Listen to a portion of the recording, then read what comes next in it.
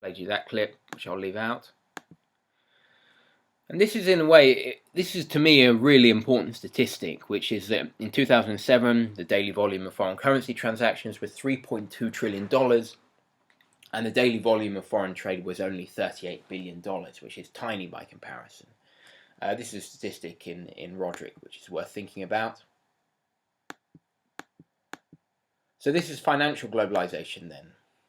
And what we see is we've had a huge increase in the number of banking crises after the US left the gold standard in 71. So 45 to 71, we had what was called the Bretton Woods Agreement, where we had sort of capital controls in place. That was a post-war meeting which Keynes was involved in, and a set of regulations were applied to the global economy. Then these regulations were lifted, and we suddenly had all of these crises, the most dramatic of which we had in 2007 with the 2008 with the financial crisis. Right. There's the social and political aspects of globalization, which was a key theme. And I've argued that austerity has had negative social consequences, in the longer term, negative economic consequences. You can get that information again, as I say, on the PowerPoint slides. Particularly in terms of youth unemployment. Spain's youth unemployment in 2012 was 55%, and in Greece it was 53%. So over half of 18 to 25-year-olds unemployed. And that doesn't include students. Students are counted as being in education. So those are massive figures. I'll leave out that clip, I think. So I want to bring out this tension, and it's something we'll talk about in the seminars, between democracy and global markets. And George Papandreou, the former Greek Prime Minister, who in November 2011 had to agree to further austerity measures, more cutbacks in social spending and cuts to things like the minimum wage. And because of the political unrest on the streets, he opted to have a referendum. And here's him just announcing that referendum. And these were the protests. These are the protests occurring in Greece, and some of the market uncertainty too.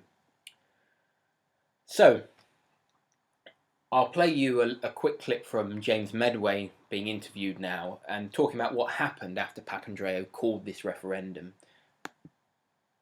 Oh, there's Papandreou looking unhappy first. There we are. One of those leaders attending is, of course, the Greek Prime Minister. Now, given that today he's sent world markets crashing thanks to the fact that he's putting the latest rescue deal to a referendum, asking the Greek people on whether they will accept the conditions of the latest aid package. Now, he's not going to be that welcome there, is he? He's not going to be welcome amongst the G20, maybe not, but I think this is an entirely reasonable thing for him to be doing. You know, perish the thought, the people who are the victims of the various so-called rescue packages that the EU and the IMF and the ECB have cooked up for the last 18 months or so. Perish the thought that they should actually be allowed to decide whether they want these things. It's quite striking the markets have reacted so badly to a sort of elementary democratic claim about the world. I find that really, you know, it's indicative of the way that financial markets think. Of course, the Greek Prime Minister isn't going to be popular amongst the rest of the G20, but I don't see any reason why that should prevent a referendum taking place. Okay. And that's old Father Time calling time on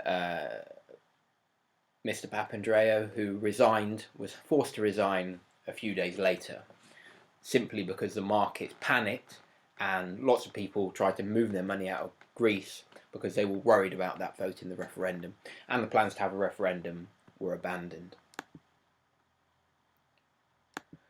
Then we can look at Spain and problems with Spanish austerity, massive demonstrations, hugely increasing unemployment rate, and those are the statistics which I talked about earlier on unemployment and how it's increased there from 2011 to 2012.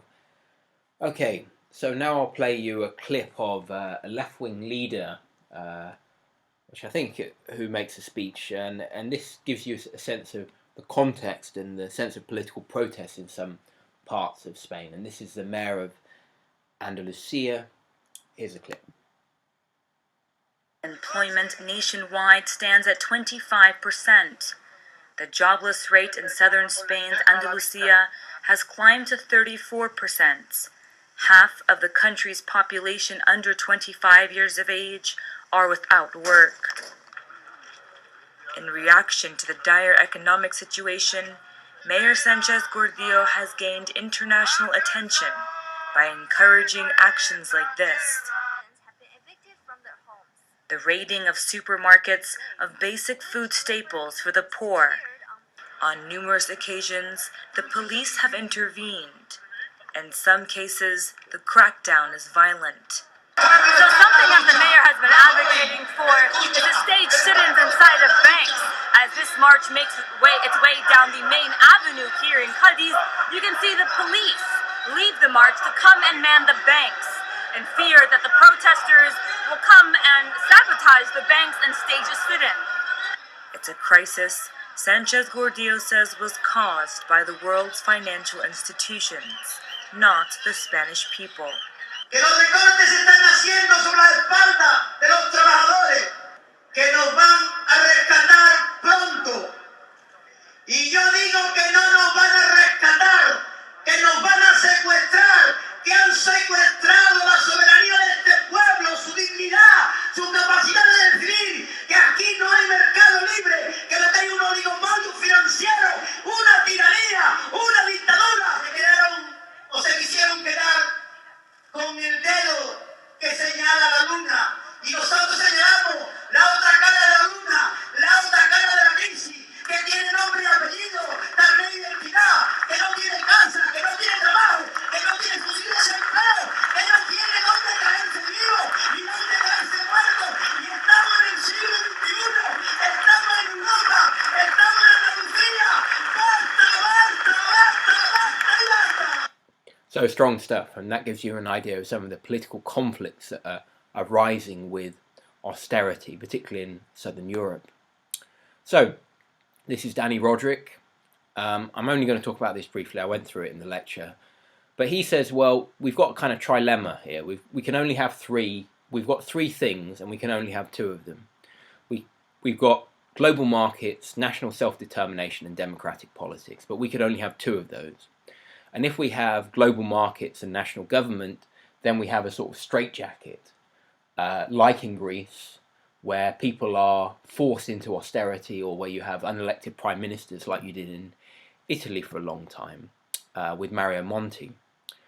Then you might have a more regulated capitalism, where you've got strong regulations, and national government has a role, and there's an attempt to protect workers' interest. And that was kind of the Bretton Woods project, the Bretton Woods Compromise, where you had certain regulations in place. But obviously that ended in 71. I'll talk about that later in the course. I mean, the Bretton Woods model certainly wasn't perfect, but that's in a sense the second choice. And then you can have global markets and democratic politics, which we've never had before, and it's difficult to know what it would look like. And it'd be very difficult to imagine fostering the necessary agreement to have global markets with some level of democracy. And I think we would get tensions between global markets and democratic national politics too. So the global governance option has never been tried, and we don't know what it would look like. So one might say it's something of a pipe dream, but we can discuss which of those you think is best, and that's what we will talk about in the seminars. So to conclude then, I was just talking about how globalization is a contested concept and it's a complex process. There's a tension between global markets and national democracy, and I'll be coming back to these issues around financial globalization. So in the seminars, what we'll be talking about is particularly this tension between democratic forces and democracy and global financial markets, and certain tensions that arise there. We'll also be talking about the Roderick's globalization trilemma, his three aspects, and we'll probably also go on to talk a little bit about the role of financial markets in terms of crisis and the response to the crisis, which has been austerity.